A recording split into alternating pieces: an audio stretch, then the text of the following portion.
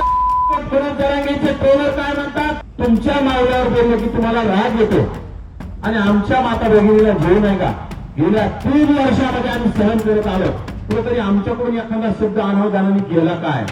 राज्यभरात या जरांगेची ट्रोलर माझा नंबर व्हायरल, माझ्या मुलीवर बोलण्याची तयारी, माझ्या मुलीचे फोटो व्हायरल करून अश्लाघ्य वाचक काहीतरी बोलायचं आणि मग आमच्या लोकांनी जर जरांगेच्या मुलीचे फोटो व्हायरल करून गेले तर चालेल का?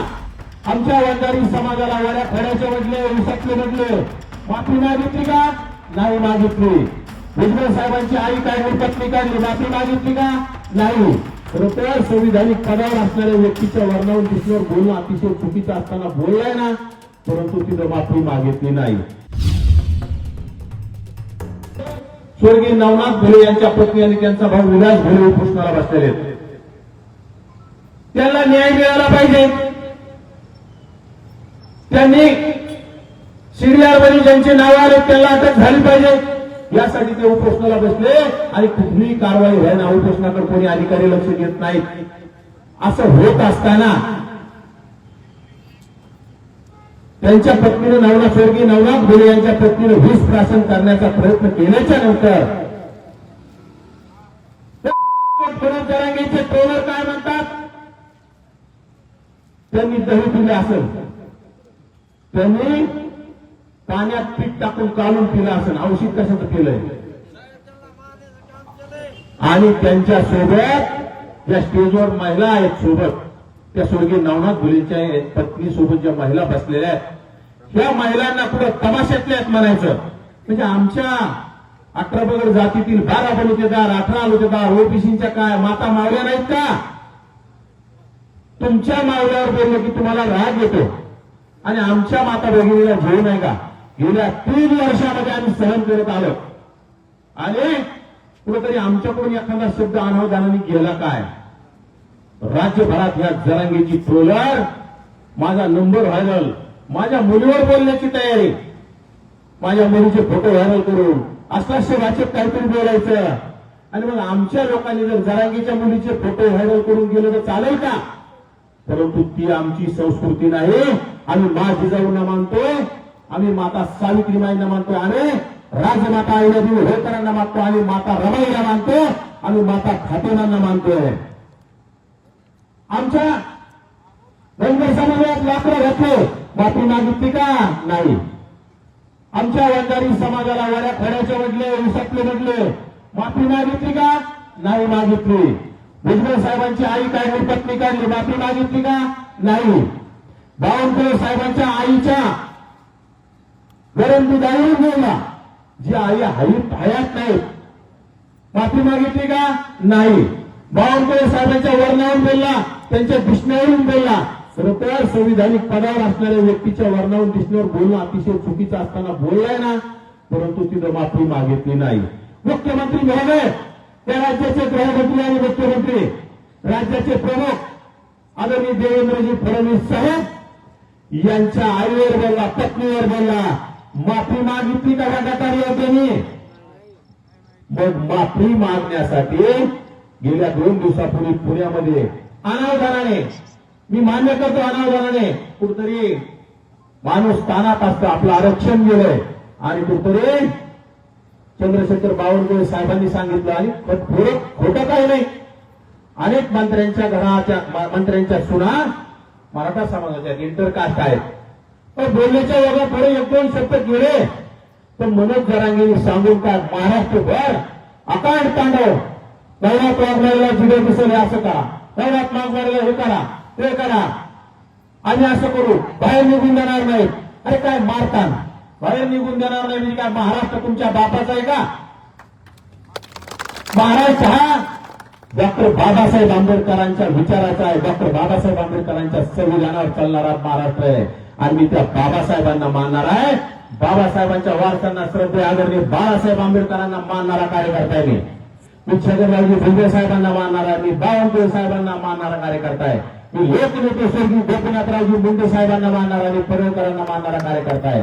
आणि तुम्ही आम्हाला फ्री देणार नाही म्हणजे तुम्ही माफी मागा ना. अरे आम्ही मोठ्या मनाने खेद व्यक्त केला आणि दिलगिरी व्यक्त करतोय. माता मावल्याविषयी कोणी बोललं नाही पाहिजे, परंतु अनावधानाने एखादे शब्द गेला काय, परंतु अख्खी सोशल मीडिया आणि माझी राज्यातील तमाम शिवकन्या माझ्या भगिनींना सांगणे, तुम्ही जरांगीला सुद्धा टार्गेट करा, त्याच्यातून माफी घ्या मागून. त्यांनी आमच्या वंजारी समाजाच्या माता माऊलीचा अपमान केला, त्यांनी माझ्या धनगर समाजाच्या माता माऊलीचा अपमान केला, त्यांनी आमच्या तेली समाजाच्या माऊलीचा अपमान केला, त्यांनी माळी समाजाच्या माऊलींचा अपमान केला. मग त्यांची माफी कधी मागणार महाराष्ट्रातील आमच्या शिवकन्याताई? तमाम शिवकन्याताईंना माझं आव्हान आहे, जरांगेला सुद्धा माफी मागायला हवा आणि भर चौकात येऊन माफी मागू. परंतु माफी जरी आज सुद्धा आम्ही म्हणतो, आम्हाला त्या वक्तव्याचा खेद आम्ही बोललं नाही पाहिजे, कुठल्या माता माऊलीविषयी आपण बोललं नाही पाहिजे. एखाद वेळेस बोललेली जर परंतु टार्गेट केले जात असेल, तुम्ही जर जात पाहून टार्गेट करीत असेल, मी माळी म्हणून टार्गेट करत असेल, कोणी धनगरी म्हणून टार्गेट करत असेल, कोणी वंजारी म्हणून, कोणी बंजारा म्हणून, कोणी सुतार सोनार लोहार बेडर बेडर रामोशी म्हणून तुम्ही टार्गेट करत असेल, तर तुम्ही मराठा म्हणून तुम्हाला कोणी टार्गेट केलं पाहिजे का नाही पाहिजे? का तुमच्या बापाची जहागिरी थोडी जाईल? मराठ्यांनी काही बोलायचं आणि बाकीच्यांनी काहीच नाही बोलायचं. संविधानात सगळ्याला मान सन्मान सारखा, ते संविधानात सर्वांना अधिकार सारखे येतं. म्हणजे जरांगीनी काही बोलायचं, त्याला सर्व अधिकार दिले. जरांगीनी वाटेल त्याला शिव्या द्यायच्या, मंत्र्यांना घोडे लावू अशी भाषा वापरायची आणि आपण शांत बसायचं. त्यामुळे बांधवांनो, आपण सुद्धा व्यक्त झालं पाहिजे. आपल्यावर अन्याय झाल्यावर आपण सुद्धा कोणीतरी माफी मागितली पाहिजे, अशी मागणी करण्याचं काम आपण केलं पाहिजे. आपल्या मागणीचा अवमान होत असेल तर माफी मागण्यासाठी आपण आंदोलन सुद्धा केले पाहिजे. त्यामुळे येणाऱ्या काळात एकत्र राहावं लागेल, एकत्र लढावं लागेल. आज ओबीसीची जात न्याय जनगणनेचा कॉलम आला नाही, त्यासाठी आपल्याला लढावं लागेल आणि त्यासाठी 1 सप्टेंबरला मुंबईत जाण्यासाठी घोषणा केलेली आम्ही पुण्यातून. आणि मुंबईमध्ये आपण ताकदीने गेलो तरच कुठतरी फायदा होणार आहे, नाही तर मग निवडणुकीसारखा आजही दर्जावर आजही दर्जा हे चालणार नाही. मुंबईत जायचं असेल, तुमच्या सगळ्यांची मानसिकता असेल, तुम्ही येत असेल तरच आपण मुंबईला जाणार आहोत, नाही तर मुंबईत जाऊन अवमान जर होत असेल, कारण की आपण सांगताना सांगतोय. आणि 1931च्या जनगणनेनुसार या राज्यामध्ये 52% ओबीसी समाज आहे. म्हणजे 1931च्या नंतर अजून जनगणना झालेलीच नाही. म्हणजे इंग्रजांनी जनगणना केली, त्यानंतर काँग्रेसचं सरकार आलं, अनेक सरकार आले, कुणाला काही तुमची जातनी आहे जनगणना करावीशी वाटली नाही. त्या जनगणनेनुसार 1931च्या जनगणनेनुसार आपण 52% आहोत. आज माझ्यामध्ये 55-60% असतो. त्यामुळे आपण या मुंबईला जायचं म्हणलं तर 55-60%च्या ताकदीनुसार गेलो पाहिजे. या राज्यामध्ये 12 ते 13% असणारा मराठा समाज मुंबईत जाम करू शकतो. मग आपण राज्यामध्ये 50-55%, 60% असणारा ओबीसी समाज आणि त्याच्या जोडीला एससी समाज कधी खांद्याला खांदा यायला तयार आहे. परंतु आपण धाडस करत नाही. आपल्याला काय वाटतं, कोणीतरी बोलन, किशोराला वाटतं सुनील बोलन, सुनीलला वाटतं बलबीन बोलन, बलबीनला वाटतं कुठे आमचे नंदूभाऊ बोलतील. असं नाही, सर्वांनी एकमुखाने बोलावं लागेल, एकमेकाला सोबत घेऊन चालावं लागेल. मी धनगर आहे, मी माळी आहे, मी सुतारे सुनारे बंजारा वंजारी बेडर बेडर रामोशी, राज्यामध्ये 300-350 जातीला सोबत घेऊन चालावं लागेल. नाही तर मी एकटाच नेता होईल आणि मी एकटा पुढे जातो असं चालणार नाही. यापूर्वी कोणाचं चाललं नाही. त्यामुळे सर्वांनी एकत्र राहून, कोणी लहान आपल्यात कोणी मोठं असेल, कोणी लहान असेल, मोठ्याने मोठं राहिलं पाहिजे, लहानाने लहान राहिलं पाहिजे. परंतु एकमेकांना समजावून घेऊन चालावं लागेल आणि येणाऱ्या काळात हल्लाला मोठा करावा लागेल, तरच आपलं खरं आहे. आणि खरं तर मला बोलण्यासारखं खूप काही आहे, बोललेलं असतं, परंतु मला सुद्धा सोलापूरला जायचंय. त्यामुळे आता शॉर्टकटमध्ये आवडतो, तुम्हाला सुद्धा भूका लागल्या असतील, सर्वांनी जेवणाच्या अगोदर येऊन बसलेले, त्याबद्दल सर्वांना पुन्हा एकदा मुंबईला 1 तारखेला जायचंय का विचारतोय. सर्वांनी जर आवाज मोठा आला पाहिजे. मग तुमची जर तयारी असेल तर तुमच्या आसपासच्या खेड्यामध्ये तुम्हीच आता बैठका घेतल्या पाहिजे.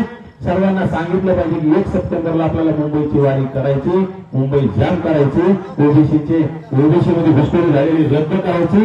एवढेच बोलतो, थांबतो. जय हिंद, जय ओबीसी, जय हिंद.